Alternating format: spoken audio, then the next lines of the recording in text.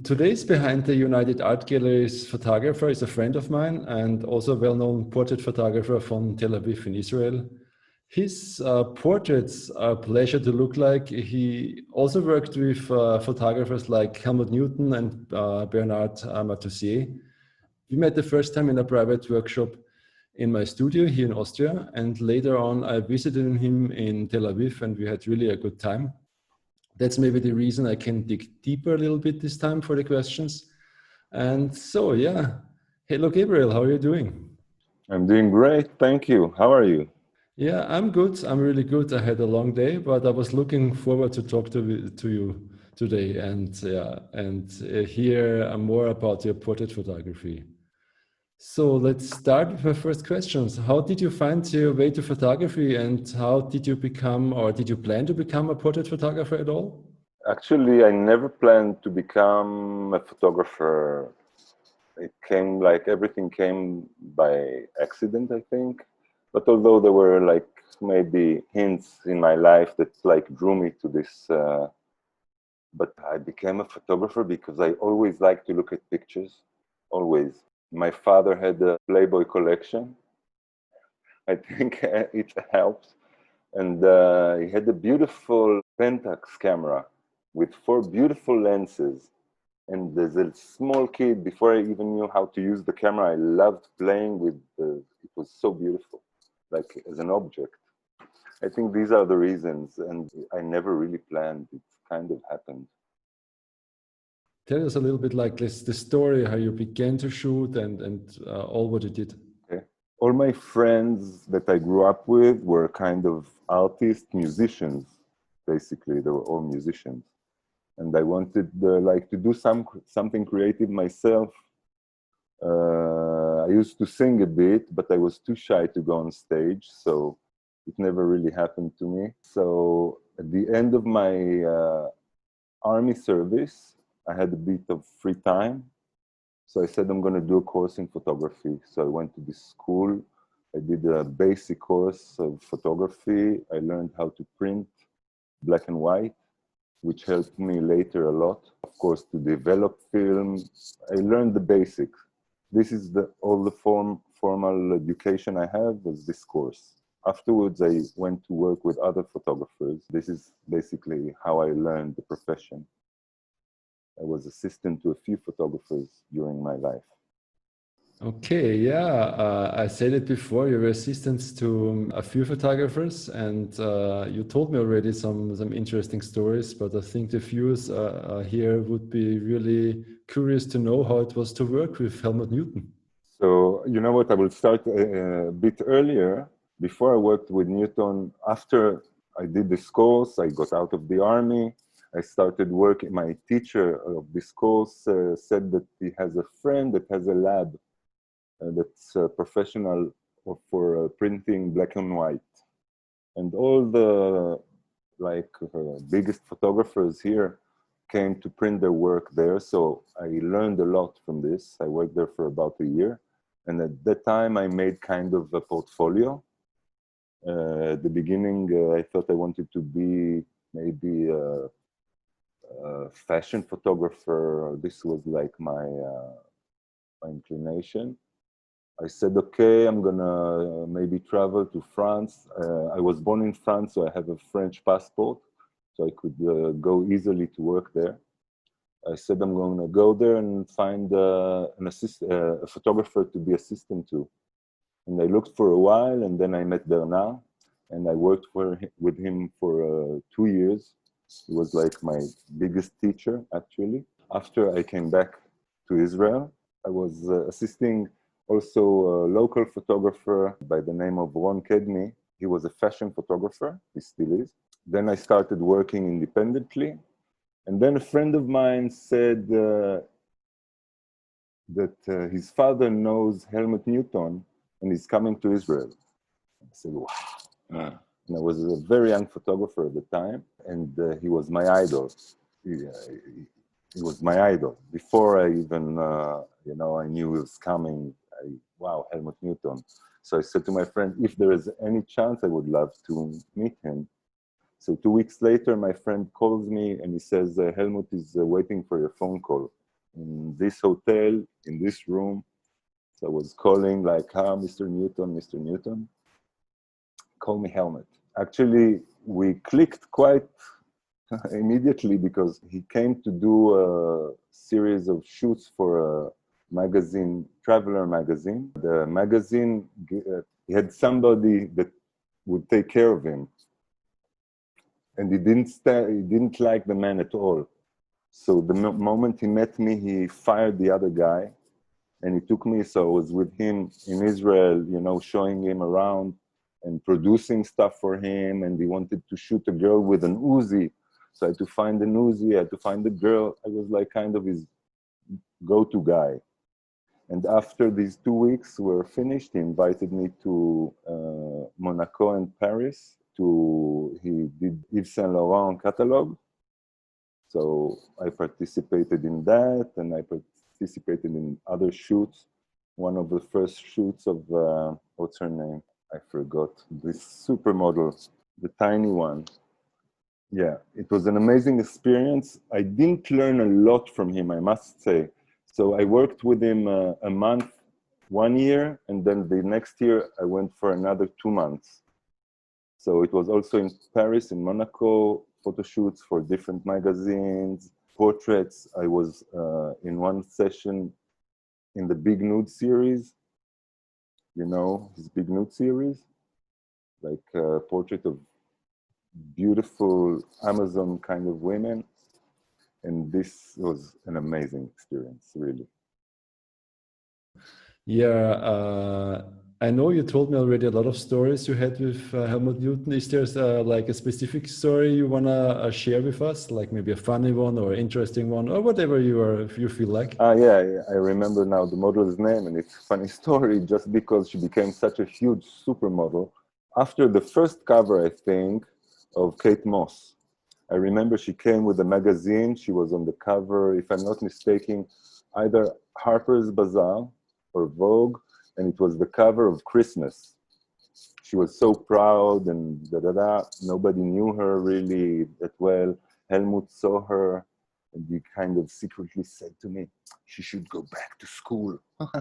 He didn't like her at all. Like, she thought she was like, she's too skinny, she's too small, what is this? She's not his kind of model. Like, they are the opposite. So this was kind of funny. Another story, I went to his house and he tells me, go to the bathroom. So what, go to the bathroom? I don't need to go to the bathroom. Okay, I go to the bathroom.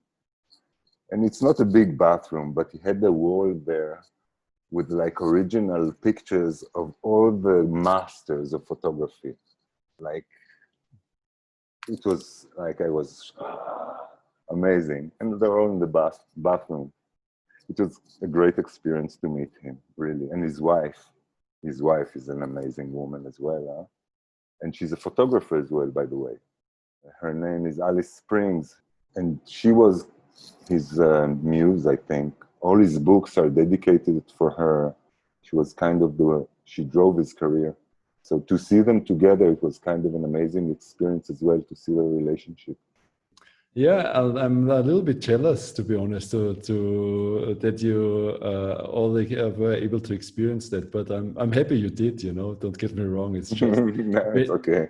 I'm jealous of myself as well. Huh? Like, when I think about it, it seems like a distant dream. Yeah, it was amazing. So yeah, yeah, I can. I was, you know, when you told me already some stories, and it sounds all super amazing. And thanks for sharing already these two stories, because I think people who know the work of Helmut Newton and who know Kate Moss, or you know, like even the story with I did not know the story with the bathroom. You didn't tell me that before. Okay. So must be really weird if somebody tells you to And I go have to the another bathroom. story. If there are other photographers, you know, that listen to this podcast, one thing I did learn, I was like, he had to do a reshoot. He did a shoot for Penthouse magazine. And I saw the pictures he'd made. There was nothing sexy about them. It was like Helmut Newton, very rough kind of images, black and white, very grainy. So we had to shoot it all over again. So ever since I said, okay, you know, I had in my career a few times I had to reshoot. I said, okay, Helmut Newton had to reshoot also, so I'm okay. You know, yeah, that's another funny story. Yeah, yeah, I can understand. A reshoot can be, I had one too. Sometimes it's really, I have to say, a pain. If the customer maybe is maybe complicated, but you're gonna do it, you know, you're gonna be friendly and you're professional, right? So that's what you do. But yeah, maybe it makes it easier that you're not the only one, or I'm not the only one who had a reshoot. And Newton had a shoot, so you know. Yeah, that's a little bit relieving somehow. It is. Is there another photographer you wanna talk about? Yeah, yeah, because maybe also there is something to learn from this. When I was when I was 30 years old, I knew I'm going to go through like a big thing in my life. I knew I had to have stability. I didn't have a lot of work at the time, and I was very anxious most of my career. Actually, I was very anxious before a shoot. When I had to shoot people in the morning, I would wake up completely anxious, and I would throw up every morning before a shoot. It was like crazy, and it was really tiring as well. So I had to have a break. So I stopped taking pictures of people for more than a year. I started working with this super technical photographer, and he was one of the first people in Israel that started digital. And it was like with a 4x5 camera with a scanner back. Like it scanned the image. So it's all with continuous light. Each exposure can take like from 2 minutes to 5, 6 minutes, 10 minutes. It depends what resolution you want. But what I did there all day long was to shoot products with real light that I can see. So I move this, I see exactly the effect I see. That taught me I'm not a product photographer. I don't like it, it bores me, but I learned so much during this year. The digital world and a lot about lighting, because all I did the whole day was play with lights. So this was another good experience that I had in my career. That yeah, although it has nothing to do directly with portraits, but it has everything to do with like technique and lighting and this kind of stuff. Thanks for sharing that too. Yeah, so I come to my next question already. When I look at your Instagram account, it could be pretty easy account of some, I don't know, collective who is collecting portraits of great photographers, because you have so many portraits. They all look a little bit different, or they have like a different kind of style. For me, it's amazing to have so many different portraits, a different style, and they look all great. You know what I mean? It's like Thank you. at this, you're well welcome. Like on this shot, it's like a wide angle portrait, and then you have like a close up, and then you have black and white with harsh shadows, for example. So does this come that you have so many different angles of your portfolio or your photography? First of all, I think I get bored pretty fast. So I need to like change and feel that I'm not repeating myself too much. Most of the work you see on my Instagram account is commissioned work. So I have also a client and I know what my client needs.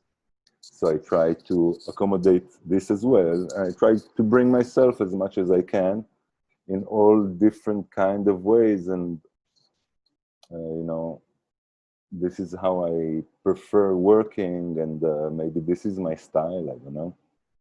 That totally makes sense, of course, but mostly if you look on websites of photographers, you see like a specific style, and this style goes all through it. And I'm really, for me, it's super nice. Every time you post a new image, or I see a new image, or you send me a new image, it's super nice to look at it, because for me, it's like, a new photographer.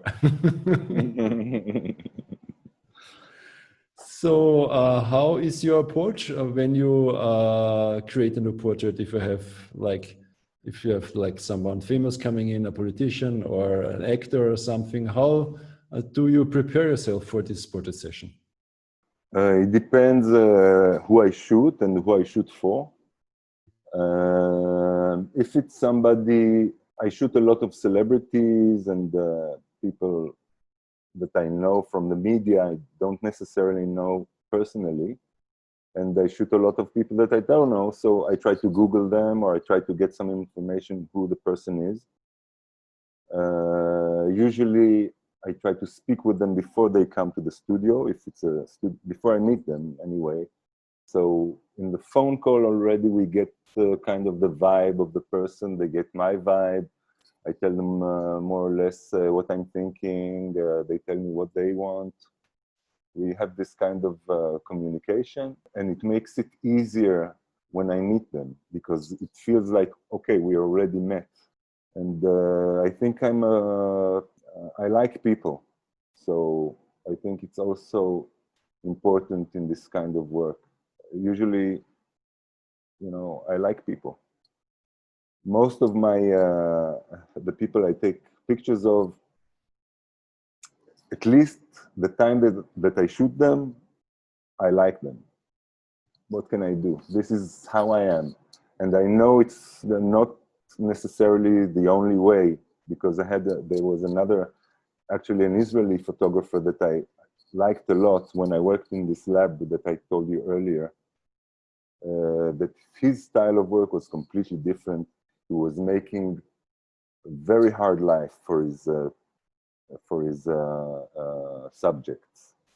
And they all looked like it's not comfortable for them, but he had something in his work that I liked a lot.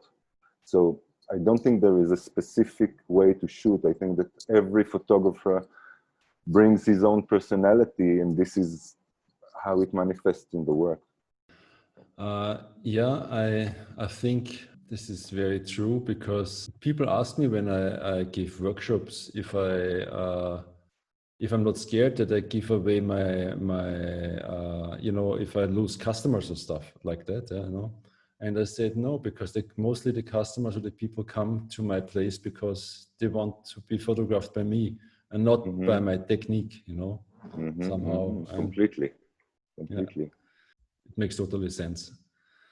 Yeah, and I can relate to the preparation too. I mostly try, if it's important, to meet maybe even before, if this is possible for some stuff. It's not always possible, but a phone call is good.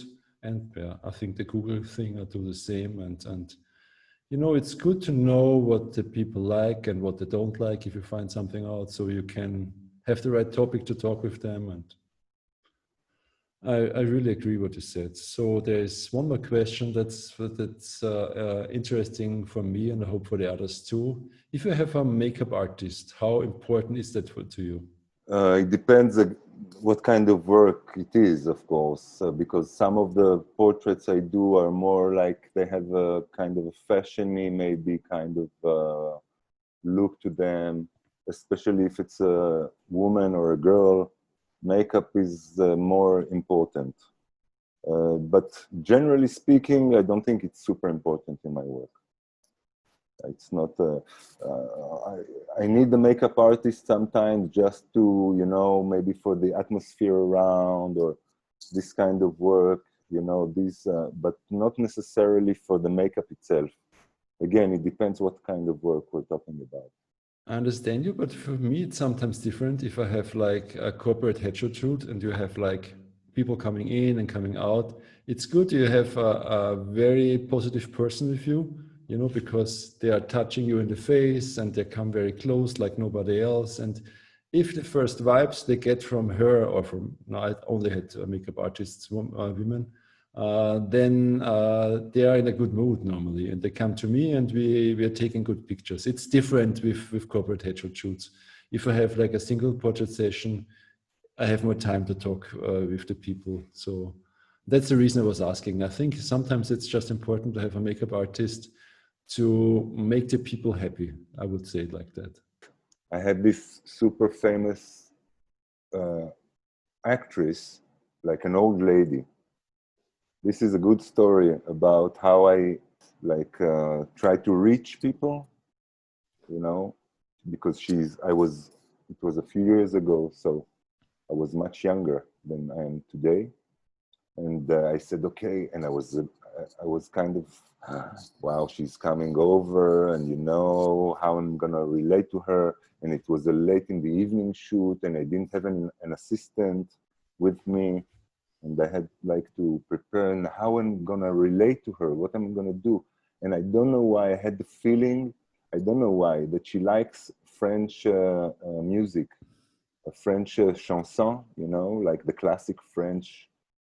And I said, okay, I like it as well, so I'm gonna put in the background when she's coming in, this is the music that's gonna play.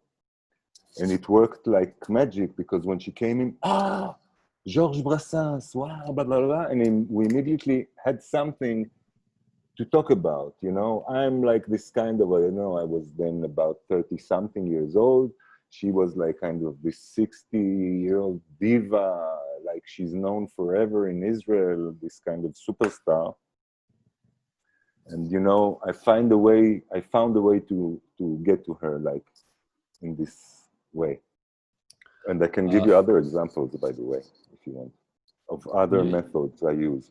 yeah, you can. If I think it's interesting for the viewers to hear how you work with the people. I think that's really interesting, because photography or portrait photography, from my point of view, is mostly to be a good communicator, or to bring the people in the mood you want to have the picture like look like, right? So yeah, just go. If you have some examples, it would be great.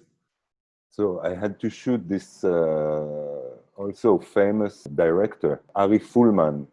He did like this, I think he was nominated for an Oscar, or he got an Oscar. He did a film that's called Valse with Bashir. It's animated, about the Israeli-Lebanon war. A beautiful film. Anyway, I had to take his picture. He's a very nice guy, and as I do, I called before to speak with a man to see, and he tells me, look, I'm not a good,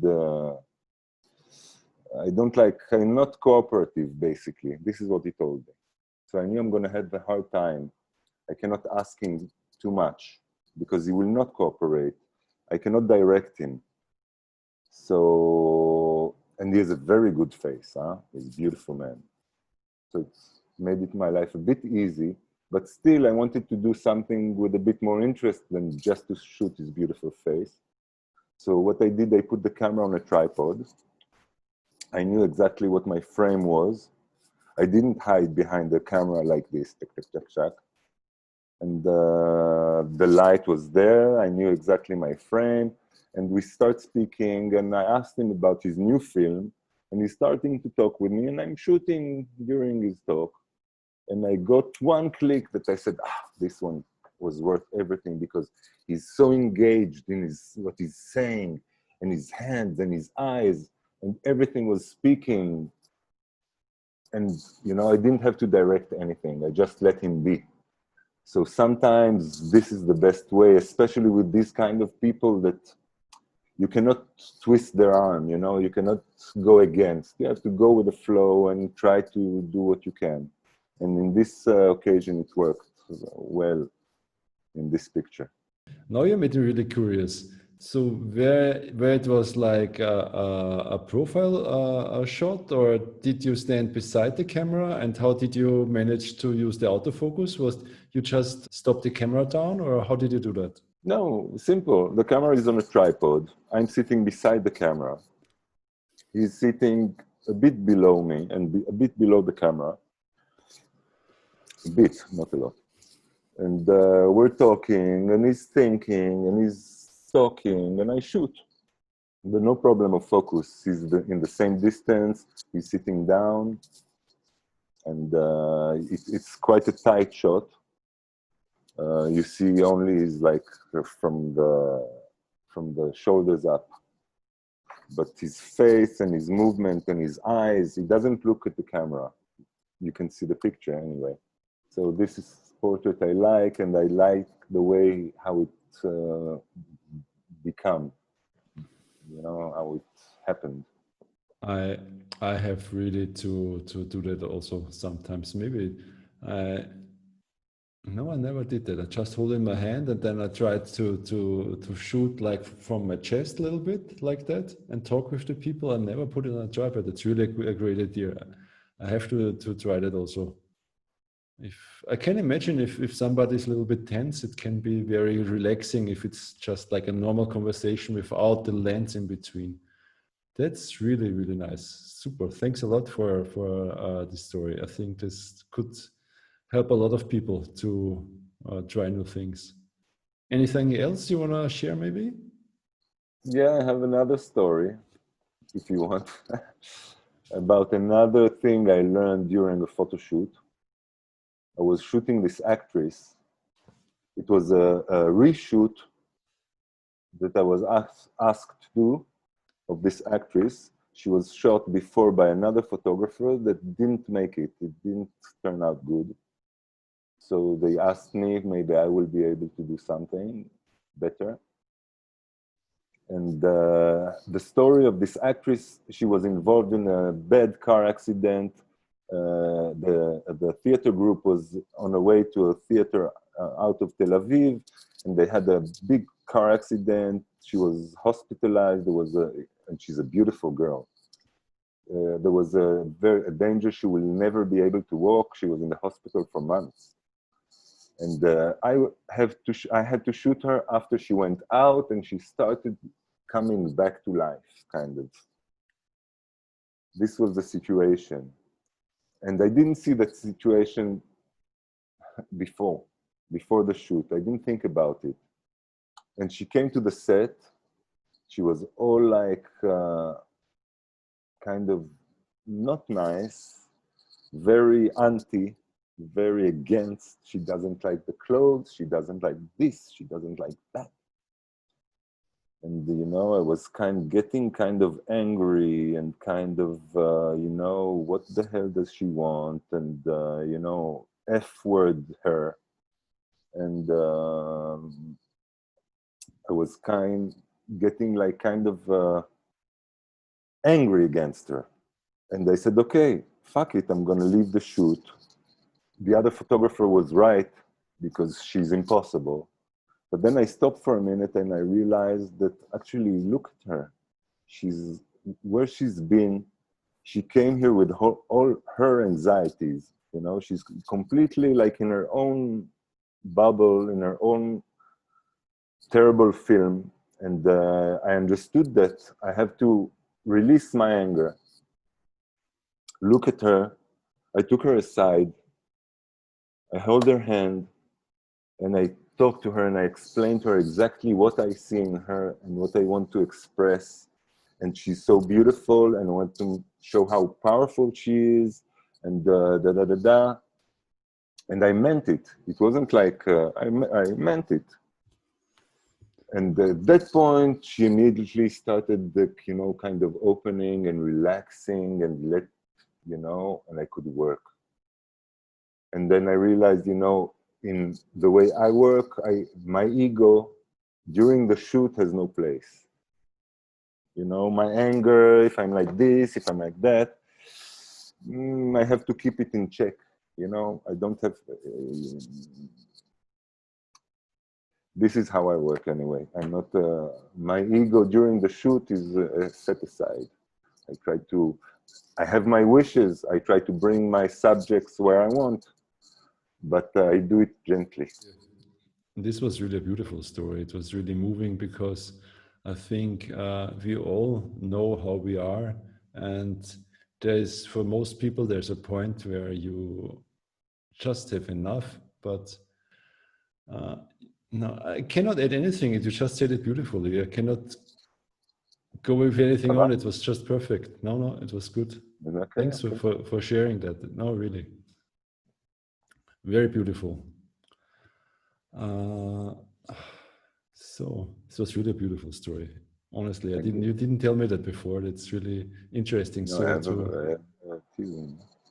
yeah, then go on. We make this about stories and images. I think I don't mind if we change the topic a little bit. We have just some questions I want to ask, but if you want to share some of these stories, I think from my point of view, from these kind of stories, you can learn the most because that's what photography is. It's we are. Somebody said it before. We are how you can say it. We just have to fix things sometimes, right, to make it work. And Mm-hmm. this is what you did right now. You figured out that, yeah. If you want to share another story, I'm all for it. Yes, I have another one. No, it's not a story, but how I see.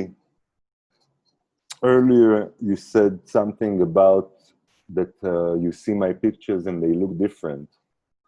And basically, I think that apart from the other reasons I said, the client and what I need to express in the picture, but I think that basically there are 2 points of views when you take a portrait.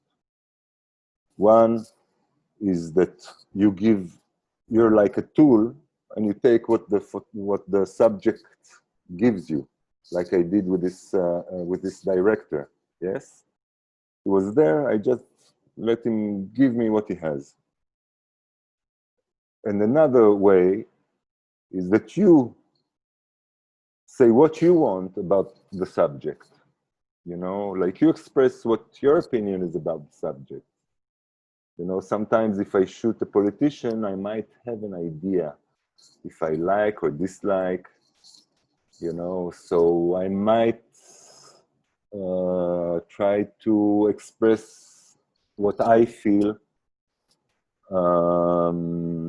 despite what he has to say. Is it clear? No, I was just I was not sure now what you meant, to be honest. Look, when you hold the camera, you can be a tool if you don't direct. If you don't direct, you don't tell the sitter, the subject, what to do. So you're just there and you like absorb what he has to give you. You know, you can give a bit of direction, yes, but it's very minor. Sit here, a bit towards the left, and that's it, and then he does what he wants. And then you take. The other way is that you are then in control, and you don't, and everything is under your control. You don't let a lot of chance inside. You know exactly, you want his chin up, you want to do this kind of light from there, and you want this expression, and you want, because you want the look of the picture to be a certain way, or you want the person to turn out beautiful or ugly or bad or dangerous or whatever you decide to do.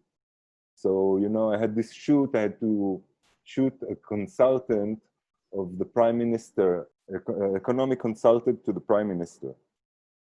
And I saw an interview of him, and I really disliked the way he spoke about poor people, and I really disliked, he seemed like disconnected to me. Anyway, so I said, when I shoot this guy, I'm gonna, and I don't usually manipulate my subject, but this guy, I did a manipulation because he didn't look at my camera, and the whole studio was lit, but I shoot with flash. So in the light I did, I completely changed the atmosphere of the picture.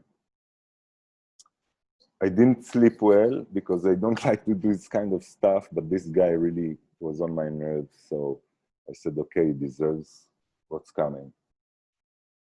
So yeah, I don't do it often, but this is a way to express what you think about the subject, and you know, you're not his tool anymore. He's your tool to say something you want to say. Yeah. I totally understand what you're saying. It reminds me of the painters in earlier times, right?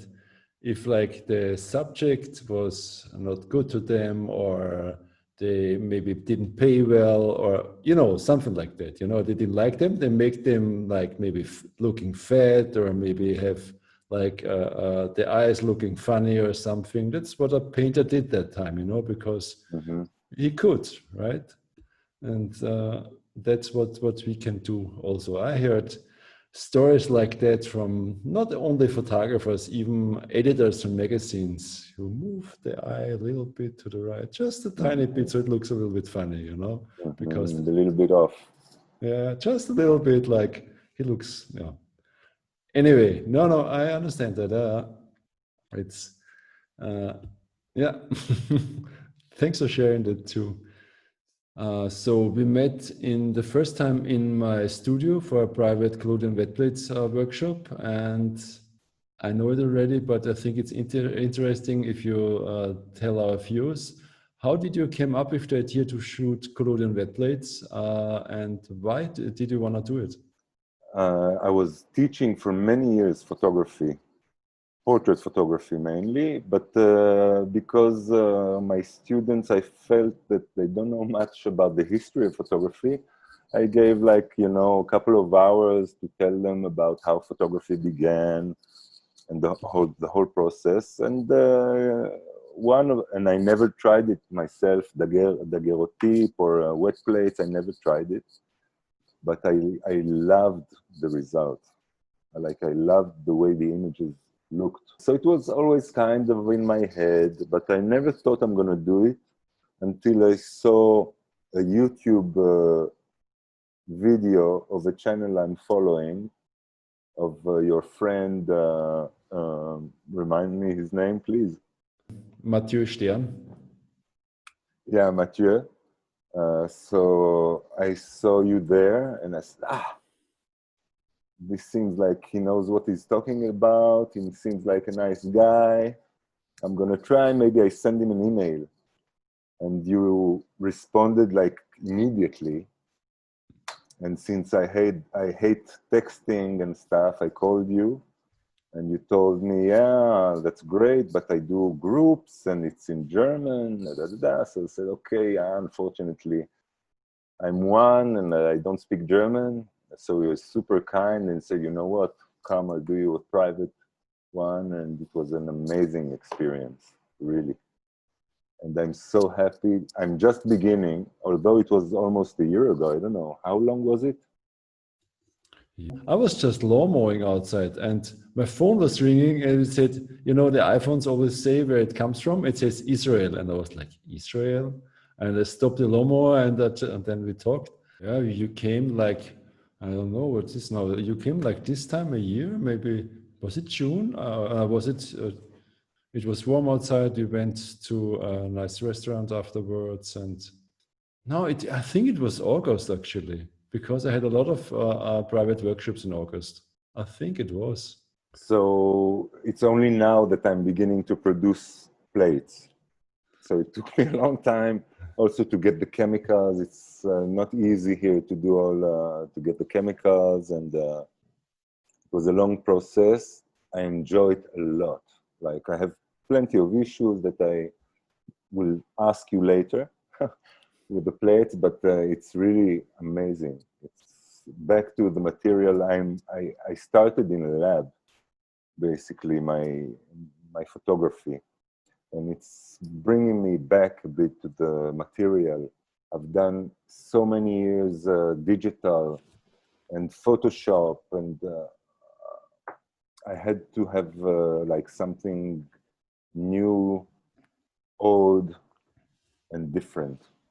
And it was really great, and I'm super happy I met you along the way.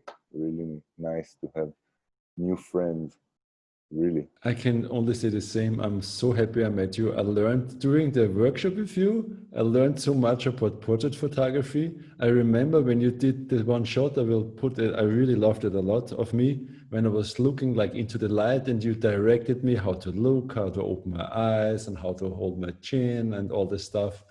And I was like, I remember that I was like, I never like of me Profile. and profile. Thank you. I don't like profiles of me, and well, let's do, otherwise I don't mind. Let's just try it and do it, And then I liked it so much. It's one of my favorite portraits I have right now. And you were like, the profile shots, they're like on every coin. And I was like, damn, he's so right. You see it everywhere. Why didn't I do it? And then I started to do them also. And as I said before, how many months? Maybe 3 or 4 months later, just by accident, we really decided to go to visit Israel. So I visited you and another friend I haven't seen for a long time, and I enjoyed my time so much. So we're pretty sure we're gonna come back at some day to Tel Aviv, because our time that was great, amazing. It was such amazing host. We saw so many great things, and yeah, I want to do a workshop too with you. I told you that before, and so we're gonna figure something out. And I'm really very happy to meet you. It was like, for me, I learned also a lot. For me, it was like learning during my workshop, something like that. That's great. It was really great. So I'm really happy that I met you. You can see me smiling right now. Okay. Thank you so much. Thank you. You're very, very welcome. There's nothing to. Everybody who is looking on your Instagram, he will immediately know what I'm talking about. Look at his Instagram, look at his images, and just cover up the name at the beginning and just look at it, and you will think that's like a collection of great portraits of great photographers. Not only one photographer, there are many different ones. That was my feeling when I saw your Instagram. Really great stuff. Thank you so much. You are very welcome. Let's talk about some of your images. First, we start with the image you sent in to the United Art Gallery. It was called Me, Me, Me. I'm not sure right now. Something like that. I think so, yeah. And I gladly got some behind the scene shots too. I can blend in right now, but tell me how you came up with the idea for this portrait. It was Corona time. Yeah, we're all closed. All of us were closed, like in our house. We were not allowed to go out just to do some shopping for food. So I had like kind of 2 weeks that I was completely alone with my cat in the house.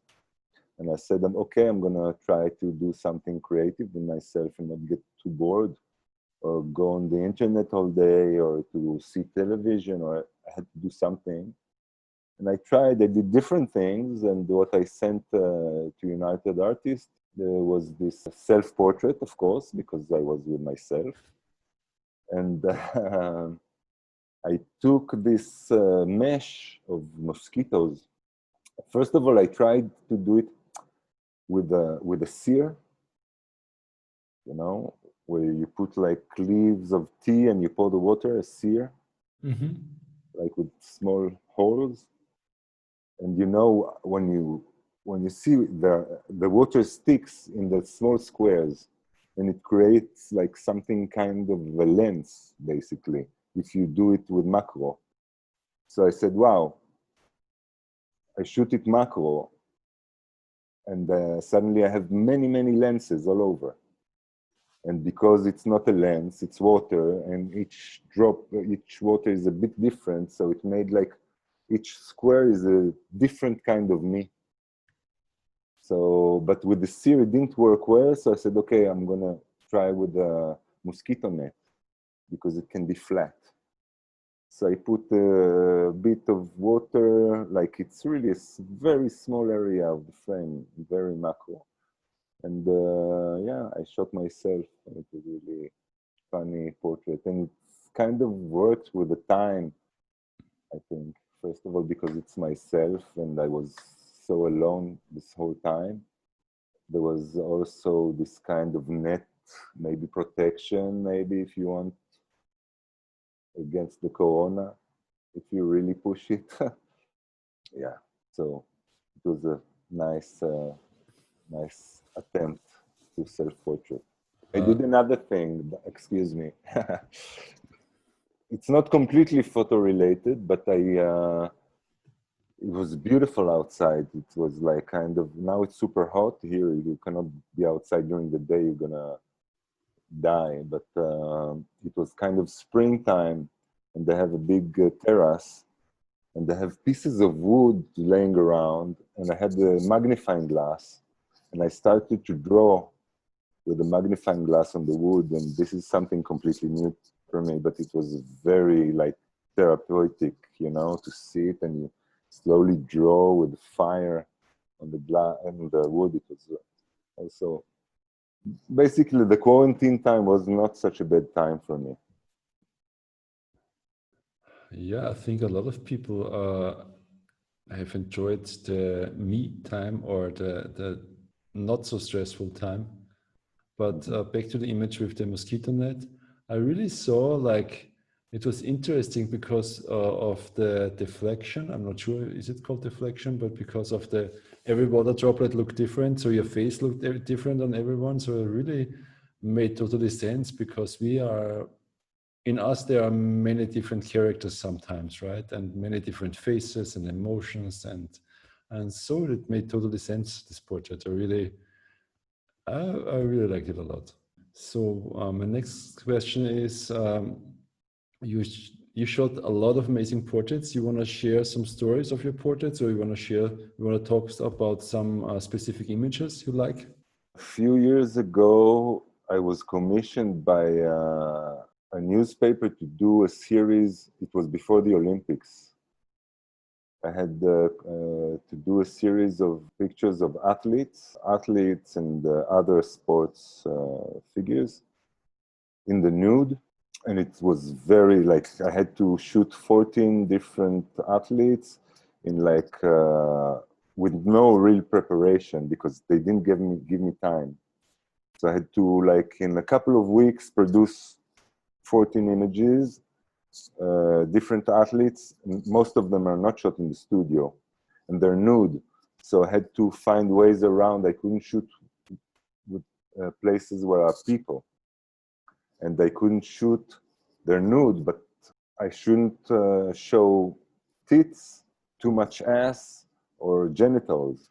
So everything, and I was very aware that I didn't want to shoot women and men differently also, because I'm a man, I like women, but it was very important for me that I would talk in this series about the body and about their sports. I really enjoyed this project, and I liked the way it turned out. And maybe it's because I didn't have time to think about it too much. So I had to find the solutions, you know. And I didn't want to shoot in the studio, so I took them to, you know, kind of there's dunes not too far from my studio. So to the dunes, or to find different places or different hours. I shoot at 4 o'clock in the morning in a parking lot, or this kind of stuff. And I really like the series. Is there a story you want to share from the series, maybe? There are many, actually. I did the first underwater shoot in this series. I almost drowned in this series. I was shooting this guy that does not kite surfing, windsurfing. And I was on a boat and he was windsurfing. We were out at sea. But I see that my angle, I'm too high. And my imagination, I had to be under, kind of, he has to be above me. So I didn't have a housing to the camera. And so I put it kind of in a plastic bag, and it was quite a rough sea. You see the images, so you see what they look like. I swallowed half of the Mediterranean, but it was worth it. This is one of the stories. Yeah, I remember the image, and I remember you told me about it. There are two images I want to talk about it. There's the one athlete, a woman sitting in the changing room or something. I like that one a lot. That's really a strong image for me. And the second one is the one athlete, a man jumping, and where the sun is like is just behind him. You want to talk a little bit about these two images, maybe? Yes. So the girl you remember in the locker room, it's kind of, I did it in the studio. She called me before she's a judoka, judo. And she's kind of a muscular girl. And on the phone, when she called me, she said, look, it's really important for me. I want to go to turn feminine and not too provocative, blah, blah, blah, blah. It's okay. And anyway, I didn't have an idea how do I shoot nude judo, because judo, part of it is the way they are dressed. This is their tool. They hold this. This is their tool. So I said, okay, maybe I'll shoot her as if she's in a dressing room, and then I can hang the clothes on the wall and do like a classic kind of shoot with a classic light. And her body, since she's not super skinny, model-like, her body was perfect for this kind of setup and lighting. So this was her session. And the guy with the sun, he has an amazing body. He's 400 meter, he runs, yeah, medium distance or short, I don't know how long it's considered to be. Anyway, so I loved taking pictures of him because his body is so beautiful. He's beautiful. And this was the last shoot, I think, of the series, this guy. And I had this image. I wanted, because I did a few static pictures of him that I like a lot. And he's as if he's running, but it's clear he's not running. He's like a statue. And I wanted one real one that I can capture the climax of the situation. And I wanted it to be, and I wanted his head to cover the sun. It was in the sunset on the beach.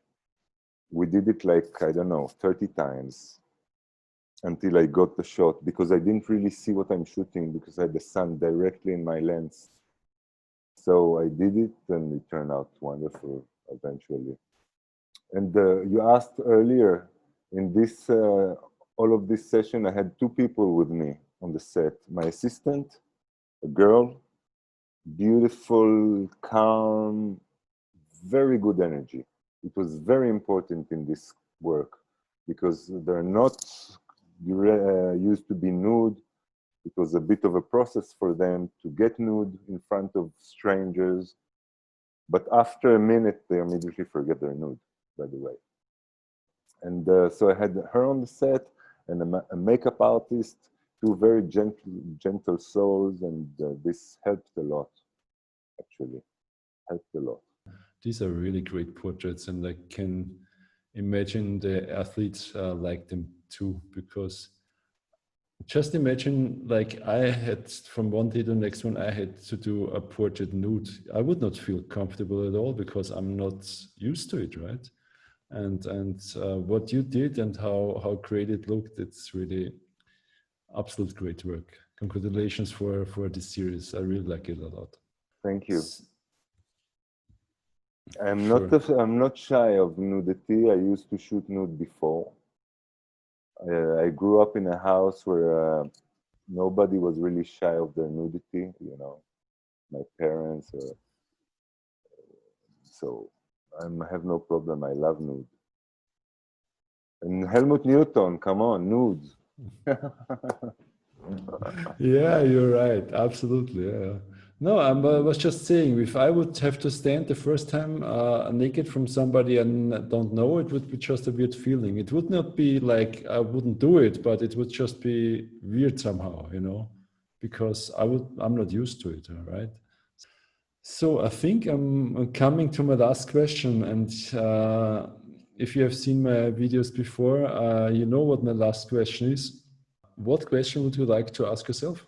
What the hell is going on, Gabriel? No. What question would I like to ask myself? I have no questions for myself that I can think of now. Maybe I have many, but I have a blackout. It's also possible. Gabriel, What questions do you have to yourself? For me? Yeah. This is a good one. So I just wanted to say no question is also answered. It doesn't have to be. It's just a question I like to ask. Right now, a question to myself. It's interesting. What am I gonna eat tonight? For instance. Mm-hmm. Yeah, why not? I had my dinner pretty late, so I answered this question already. But maybe my question for today is, how many hours are gonna sleep tonight until I finish some editing? Good luck. Okay, Gabriel, thanks so much for spending your time with me and for talking about your portraits. And I think it was very informative, and we could learn a lot about your work and how you approach your portraits. And thanks also for being part of the United Art Gallery. If the people are checking the gallery, the images I'm only updating it now once per week, because I was pretty busy with some other stuff, but I also wanted to sort out the images a little bit more. Yeah, thanks again, Gabriel, and talk to you soon. Thank you for having me. It was a pleasure.